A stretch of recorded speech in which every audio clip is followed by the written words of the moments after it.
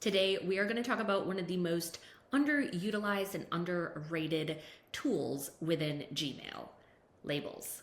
So if your inbox feels like a pile of newsletters and chaos and an abyss that you can't find anything, then today's video is going to be for you because we're going to talk about how labels can help turn that mess into a beautifully labeled system.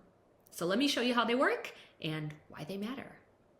So in Gmail, labels, which you can find over on the left-hand side here, they work kind of like folders in the traditional sense, right? Where you have one folder that you can put an item or an email into.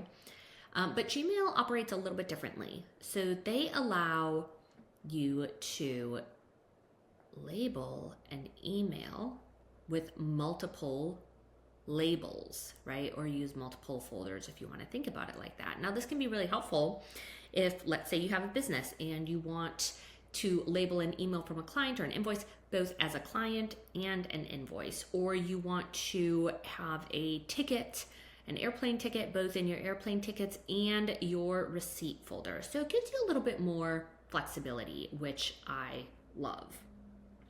You might be, okay, well, why use labels? There's certainly within the organizing, digital organizing, inbox organizing sphere, a pretty steady mentality of labels are not necessary. You can just search for everything that you want. And I appreciate that. And I think that works for a lot of people. But I've also found for a lot of my clients, and for myself too, if I'm being honest, labels really help you visually sort your inbox.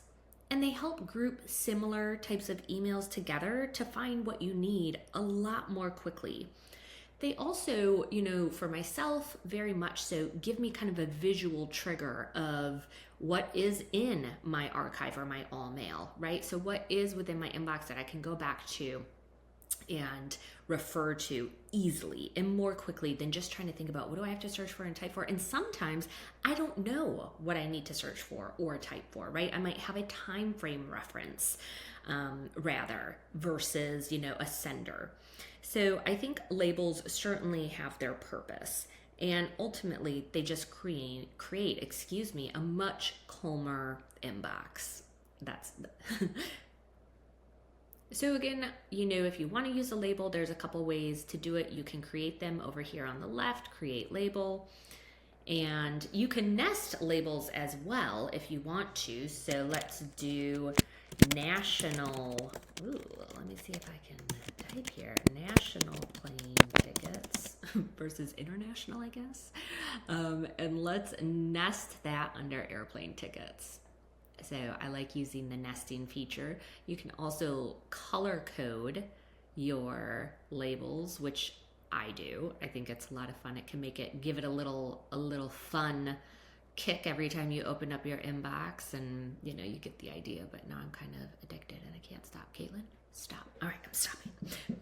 Like I said, you get the point. But it can be fun to visually sort your labels as well.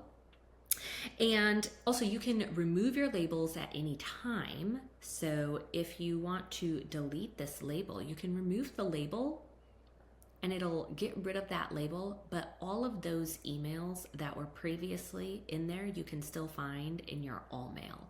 So getting rid of a label does not get rid of the emails within the label. It simply removes the label from the email and you can still find it in your all mail.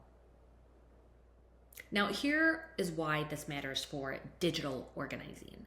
When your inbox is just a huge mess of thousands, hundreds, tens of thousands, whatever, emails, then it's exhausting for your brain to try to scan through and find what it needs to. And labels offer that system of clarity, which ultimately is going to lead to a much calmer digital life, which is ultimately why you're watching this video and why I do what I do, to help people like you have a calmer digital life. So as always, my friend, thank you so much for watching and happy organizing.